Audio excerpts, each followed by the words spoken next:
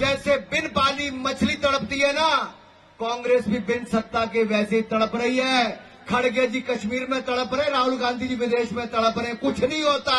20 आने के बाद भी कुछ नहीं होता। मोदी जी कहते मैं रहूं ना रहूं, मेरा भारत रहना चाहिए। क्या कहते हैं मोदी जी? मैं रहूं ना रहूं, मेरा भारत रहना चाहिए।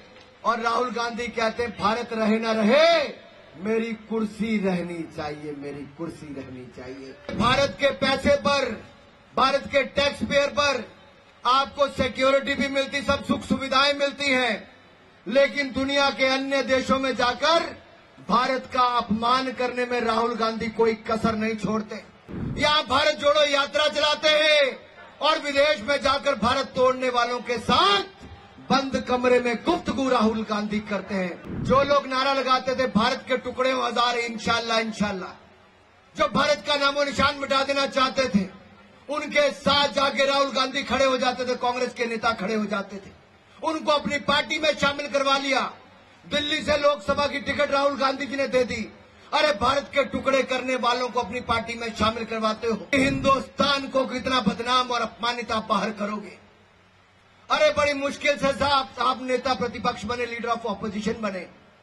आप लीडर ऑफ ऑपोजिशन नहीं, लीडर ऑफ प्रोपेगेंडा है Rahul Gandhi, leader of propaganda है। चिंता की बात यह है कि ऐसा नेता जिनकी 10 साल केंद्र में नेता प्रतिपक्ष बनने के लिए सीटें भी नहीं आई। कांग्रेस की एक बार 44 सीटें आई, एक बार 52 सीटें आई, और इस बार बड़ा ही जोर लगा लिया तो 98 सीटें आई।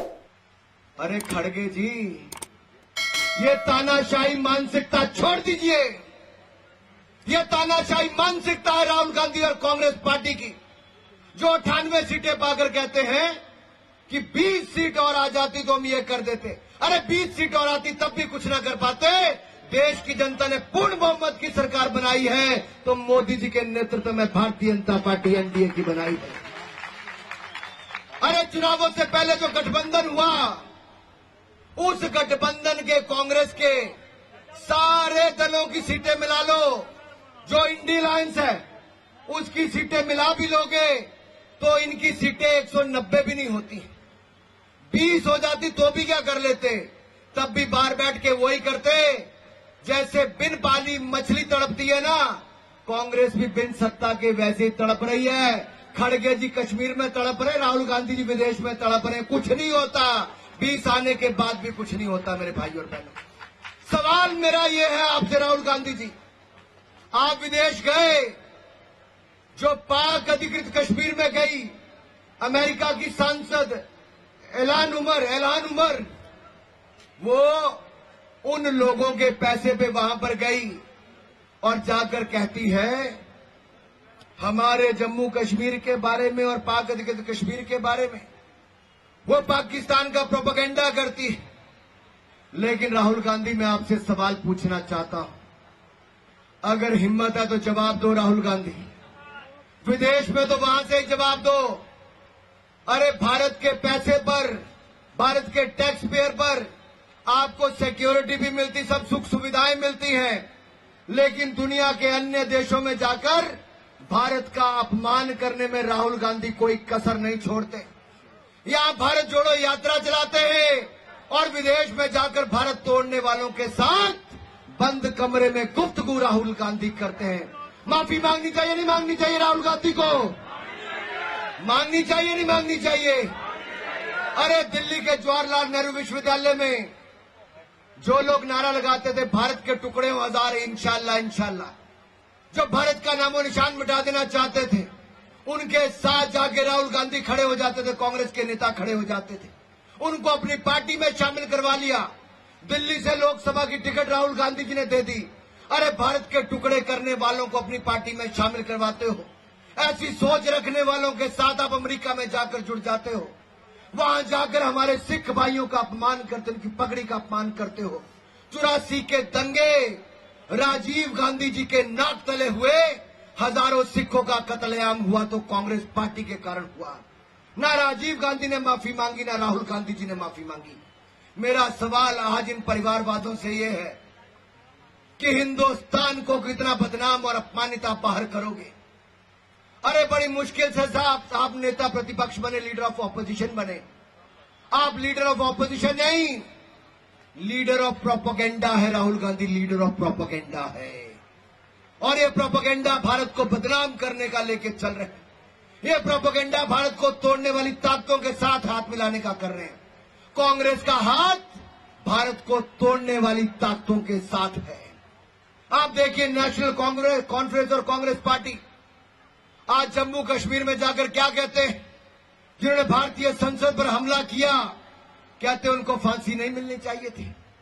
उमर अब्दुल्ला पहले कहते थे मैं चुनाव नहीं लड़ूंगा, लेकिन जब चुनाव लड़ने की तारीख तय कर दी, सीट तय कर दी, तो अब दो विधानसभाओं से जाकर वो चुनाव लड़ रहे हैं। पता है एक से हार जाएंगे तो शायद दूसरी से बच जाएंगे, लेकिन अब इतने लोग वहां पर चुनाव लड़ रहे हैं। उमर अब्दुल्ला, एक नहीं, चाहे 4 सीटों से भी लड़ जाओगे, चारों की चारों पे ही जमानत जब्त होती पाओगे मेरे भाई और बहनों। और ये मैं इसलिए कह रहा हूं कि ये लोग वो हैं, राहुल गांधी जी और उमर अब्दुल्ला जी। कान खोलकर सुन लीजिए। एक तरफ हमारे प्रधानमंत्री नरेंद्र मोदी हैं। मोदी जी कहते मैं रहूं ना रहूं, मेरा भारत रहना चाहिए। क्या कहते हैं मोदी जी?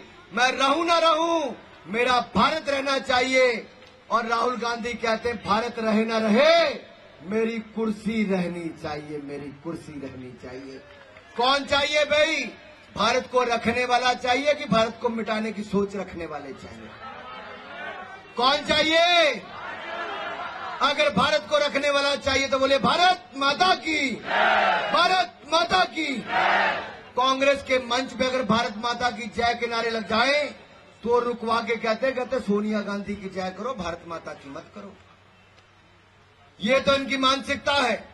और यही नहीं, राहुल गांधी जी, आप विदेश में जाके राहुल गांधी देश को बदनाम करते हैं, और हम देश में रहकर देश के दुश्मनों का काम तमाम करते हैं भाई और बहन। आप देखिए, जम्मू कश्मीर में पिछले 10 सालों के आंकड़े उठाकर देखिए।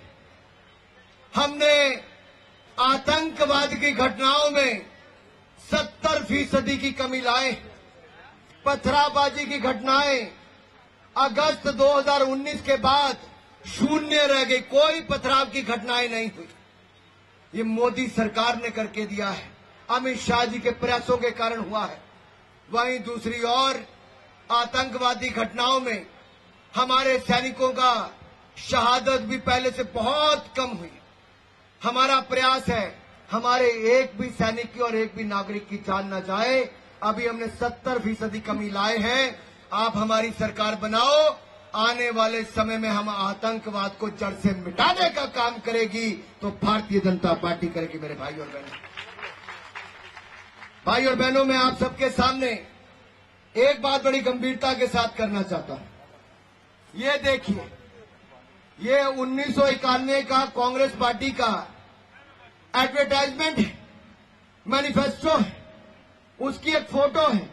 यहां पे एक कैक्टस दिख रहा है, ये जो सुई की तरह चुभता है ना कैक्टस, वो वाला प्लांट है। और इसके साथ क्या लिखा है? Will your destiny be decided by your birth instead of your merit. इसका मतलब कांग्रेस जवाहरलाल नेहरू के समय से लेकर राहुल गांधी के समय तक कांग्रेस पार्टी की एक ही मंशा है कि आरक्षण को जड़ से खत्म कर देंगे। ये इन्होंने इसीलिए इतने वर्षों तक वाल्मीकि समुदाय को उसके हक यहां पर नहीं दिए। जो पकड़ कर लाए थे सफाई करने के लिए, उनसे सफाई करवाई, उनके बच्चों को पढ़ने का अधिकार भी नहीं दिया, नौकरी का अच्छा अधिकार भी नहीं दिया। जो पाक अधिकृत कश्मीर से आए थे, वेस्टर्न पाकिस्तान के रिफ्यूजी थे, उनको भी यहां पर उनके अधिकार नहीं मिले। जो शेड्यूल ट्राइब और शेड्यूल कास्ट है, चाहे हमारे गुज्जर बकरवाल भाई हैं, उनको भी उनके हक इन्होंने दिए। आपने नरेंद्र मोदी जी की भारतीय जनता पार्टी की सरकार बनाई, हमने धारा 370 हटाकर हमने वाल्मीकि समुदाय को, शेड्यूल कास्ट को भी, शेड्यूल ट्राइब को भी, इन सबको इनके अधिकार दिए। पाक अधिकृत कश्मीर के शरणार्थियों को भी इनके अधिकार दिए। और पहली बार है कि हमारे इन भाइयों को अपने वोट का अधिकार भी मिलेगा और गुज्जर बकरवाल भाइयों को अब 9 सीटें विधानसभा में इनके एमएलए भी बनकर जाएंगे, तो भारतीय जनता पार्टी के कारण जाएंगे। ये हमारी सरकार ने दी। लेकिन अब्दुल्ला और गांधी कहते हैं गुज्जर बकरवालों का आरक्षण छीन लेंगे, वाल्मीकियों का आरक्षण छीन लेंगे, पाक अधिकृत कश्मीर से आए हुए लोगों को जो हक मिले वो भी छीन लेंगे। ये छीनने वाले लोग हैं, देने वाले नहीं है मेरे भाई और बहनों। इसलिए मेरा आप सबसे निवेदन है, जागिए। ये वही कांग्रेस है जो संविधान का बार बार संशोधन करती थी, जिसने संविधान की आत्मा को ही खत्म कर दिया। अभी संविधान बना ही था, बाबा साहब अंबेडकर ने संविधान दिया और कांग्रेस ने बाबा साहब अंबेडकर को कांग्रेस से बाहर कर दिया। बाबा साहब अंबेडकर को चुनाव हरवा दिया, राजनीति से बाहर कर दिया। और बाबा साहब अंबेडकर सदा धारा 370 को खत्म करना चाहते थे, कभी चाहते नहीं थे कि धारा 370 हो, लेकिन नेहरू जी ने आपको वो कष्ट दिया, धारा 370 लागू करके दिया है। और अब भी कांग्रेस की मानसिकता वही है। इंदिरा गांधी ने इमरजेंसी लगाई थी, आज कांग्रेस की तानाशाही सोच अभी भी खत्म नहीं हुई मेरे साथियों। ये तानाशाही सोच को हम लगातार, जो कांग्रेस की तानाशाही सोच है जिससे आम जनता को कुचलने का काम किया, हम इस सोच को कभी वापस नहीं आने देंगे।